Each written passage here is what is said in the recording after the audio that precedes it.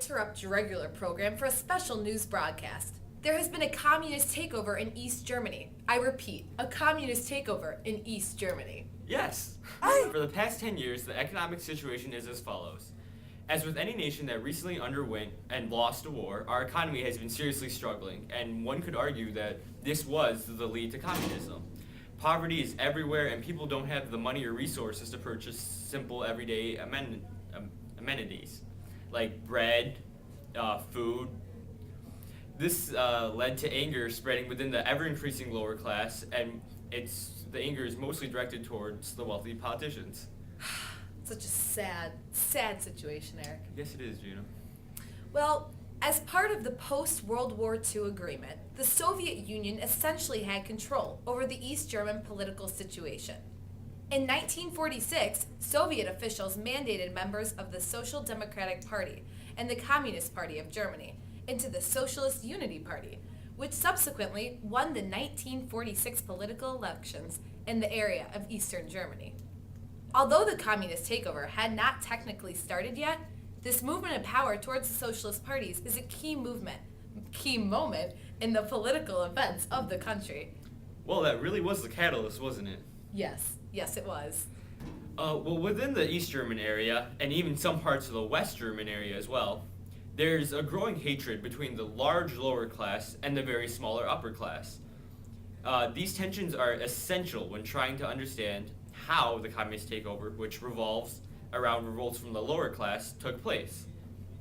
As you well know, communism essentially is based upon the idea that everyone is treated equally, thus the disagreements between the lower and upper class.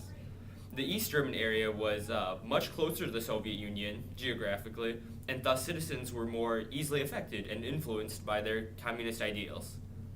While the West German area was influenced by the Western counterparts, the United States and Great Britain. Well, that's not even fair. Poor East Germany. I know. Well, it's apparent that communism would not be as powerful as it has become without the help of many leaders. The main ruling political party within East Germany was the Socialist Unity Party of Germany. Hermann Axen was a major figure for the party, and he actively worked to feed the country propaganda through his position as the head leader of the Socialist Unity Party, also known as the SED. Otto Grotewall, who became the joint chairman of the SED party, was responsible meanwhile for the merger between the two parties that helped form the large SED party, under which left-wing radicals and moderates alike could associate with.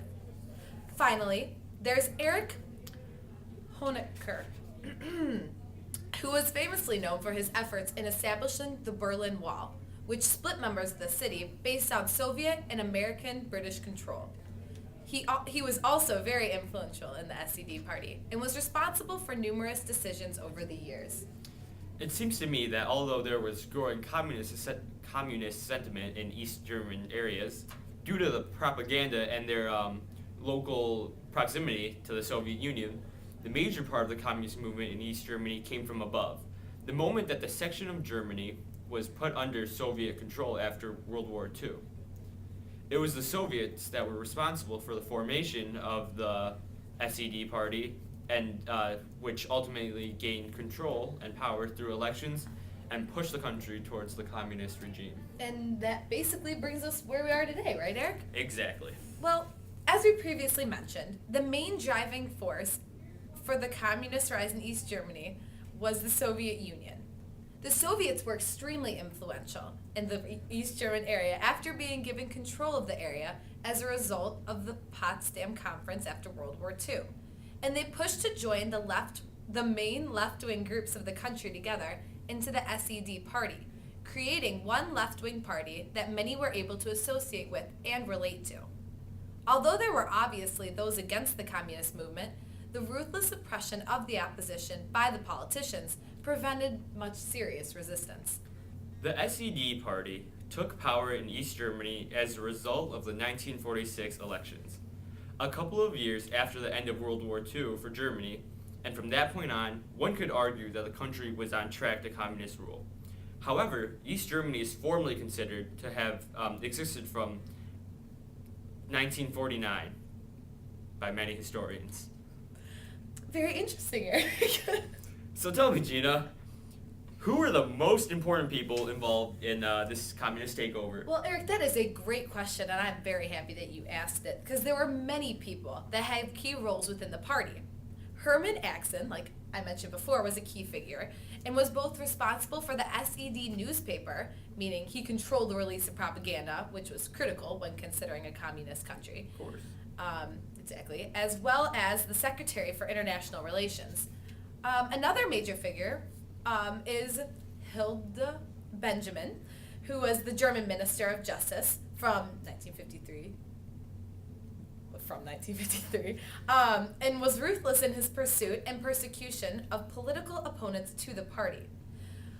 There was also Otto Gradewald, who was the joint chairman of the SED, starting in 1946 to 1954, and was later made the chairman of the Council of Ministers, meaning he played a critical role in the organization of key political figures and political parties.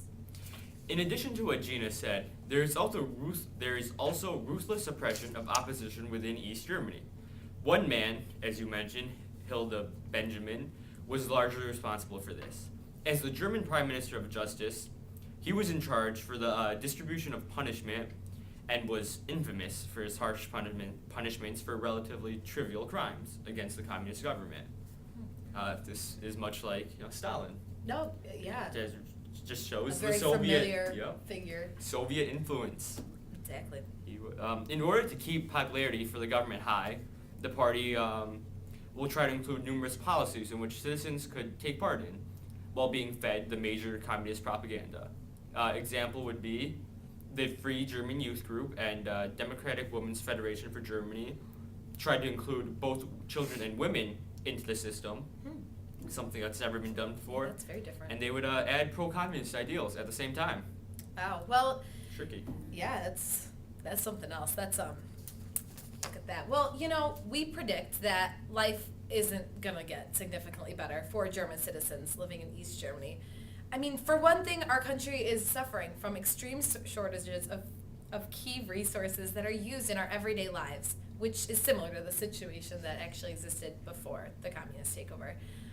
As expected in any communist country, the private sector is extremely small, lower than 3%, and it's key to note that there is Soviet occupation within East Germany, as requested by the SED party, to maintain communist control, which is an overall indication of the determination that the party had, as well as the effort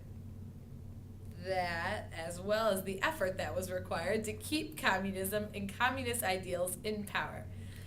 I believe that the SED will work extremely hard to keep their citizens from hearing anti-communist sentiment, and those who were against the government will quite possibly be persecuted, which that's Stalin again. Yeah, there it is again. That's not good. So be on your guard. In this regard, the East German government is trying to emulate the Soviet style of persecution, exactly like we just said, and propaganda usage of the general population. And this is a key factor that will likely present itself throughout the existence of East Germany. Well, this is all the information that we currently have, but we plan on updating you shortly with any new developments. But for now, remember Gina and Eric as your one and only reliable source for all things news.